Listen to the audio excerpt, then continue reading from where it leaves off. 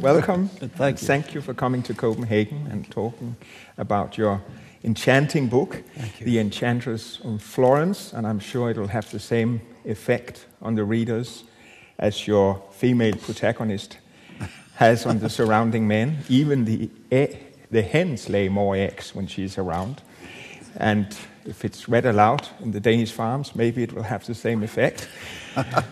There is a lightness of touch in The Enchantress of Florence. Your previous novel, Shalimar the Clown, was a much more sinister book. It was about terrorism and the Kashmiri I think problem. that's true, and I think it's one of the reasons why this book is the way it is because that book was the way it was.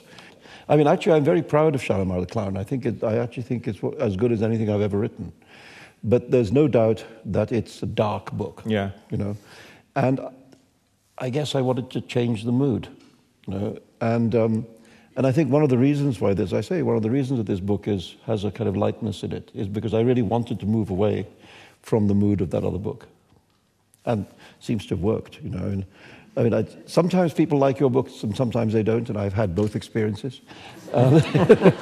In this book, there's also a meeting of East and West, as there is in most of your books. Yeah. And I remember in The Ground Beneath Your Feet, you somehow mock the looking for wisdom in the Orient, and you rename the Orient the Disorient. And here too, there is not a clash of civilization, but a meeting of civilizations. But some of the characters in the book doesn't actually think that that's what we have in common is such a good thing. There's one character saying, what we have in common is our foolishness. And there's another one, and this is one of the protagonists, Niccolo Vespucci from Florence, who says that the way we look like each other may be the curse of the human race. Not that we are different from one another, but that we are so alike. That's the curse. Yeah, what do you mean by that, or what does he mean by that? Well, he's making a sort of joke. Because obviously the differences between the worlds are very big and very obvious, you know. But sometimes I think, as he thinks, that sometimes I think of these quarrels as kind of family quarrels, you know, and the reasons why they're so bitter is because there are no quarrels more savage than quarrels between your siblings and yourself, you know. And maybe if we really were more different, you know, if you were red and I was green, you know, maybe if you really did come from Mars and I came from Venus, you know, and we met in Florence. And we met in Florence. Then we just look at each other and think how weird we were. You know, you think, look at him, he's weird, he's green. But you wouldn't bother to fight, you know, because the other person would be too weird. It would be like fighting with a dog. Yeah. You know, it's because we're the same as each other. You know, we get angry about the same things. We have the same vanities and thin-skinnedness, and you know that's why we fight. We fight because we're like each other. And I wanted to suggest that, you know, because one of the discoveries for me in writing the book was how many echoes there were between these worlds, 16th century India, 16th century Italy, worlds which didn't know each other. You know, they hardly knew. At that point, there was almost no contact between Europe and India. There was a little bit.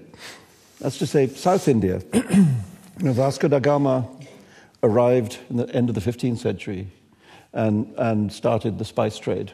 So there was a certain amount of trading going on with South India. And the Portuguese colony of Goa had just been established. So there was this little Portuguese foothold on the west coast of India. But other than that, and in the north of India, where the Mughal Empire was, there was really no contact at all. I mean, as far as we can see, there were 2 or 3 travelers from Europe who arrived in the entire half century that Akbar ruled the country. He had some contact with the Portuguese in Goa. In fact, he, as happens in the novel, he invited them to send up their best arguers, their best philosophers, to come to Fatehpur Sikri and argue with his people. And they sent these 2 Jesuit priests who actually stayed at the court of Akbar for a long time, like 12 years or something. So that's historical. And that you know, so he knew those two priests. They were probably the Europeans he knew better than anyone else. And through them, because they were Catholic, he probably knew something about the Catholic rulers of Europe. He probably knew something about Philip II of Spain and so on. There's no evidence that he knew anything about Elizabeth of England, even though he is exactly contemporary. The whole second half of the 16th century, when Elizabeth I is ruling in England, he is ruling India. And in my book, of course, I decided it was too bad that they didn't know each other. So I decided to introduce them. And in the book, Akbar decides that, there's this virgin queen. Well, he knows just the person to stop her being a virgin, which is himself.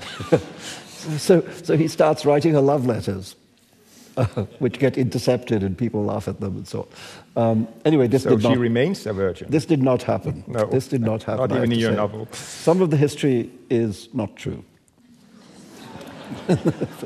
But a lot of it is true, and actually some of the weirdest stuff in the book, which nobody will believe is true, is true. Like, for example? Well, for instance, there's this moment in the book where the girl, the Enchantress of Florence, who is, she's this Morel princess who gets kidnapped by a rival warlord, and then she kind of bounces away across the world. And eventually she falls in love with this Italian soldier of fortune, and he brings her back to Italy. That's how she gets there. But anyway, at an early point, she is the captive and mistress of this, what we would now call Afghan warlord. And he is defeated in battle, and he really existed, this man called Shaibani Khan. And he is defeated in battle by the Shah of Persia, who kills him. And all this happened, kills him, and then chops up his body into bits, sends the bits around the empire to prove that he's dead, right? Keeps his skull, and sets the skull with gold and diamonds and rubies, and turns it into a drinking goblet, and every night drinks from it, And he did this, it's true. And then after a while, he has a better idea. He thinks, I know, I'll send this as a present to the Ottoman Sultan in Istanbul, with a letter saying, this is what I just did to my enemy on my eastern frontier. And since you're on my western frontier, I thought you'd like a look. And as a result of this, he did this. This is true. I didn't make it up. And as a result, the Ottoman Sultan sees this and he says, "Oh yeah?" And he sends this colossal army to fight and defeat the Shah of Persia. And so the moral of the story is, if you're going to do something like that, don't do it to somebody with a bigger army than yours. But you see what I mean? This stuff, you can't make this stuff up. No. I mean, it's if I made that up, people would say it was crazy magic realism, But actually, that's what happened.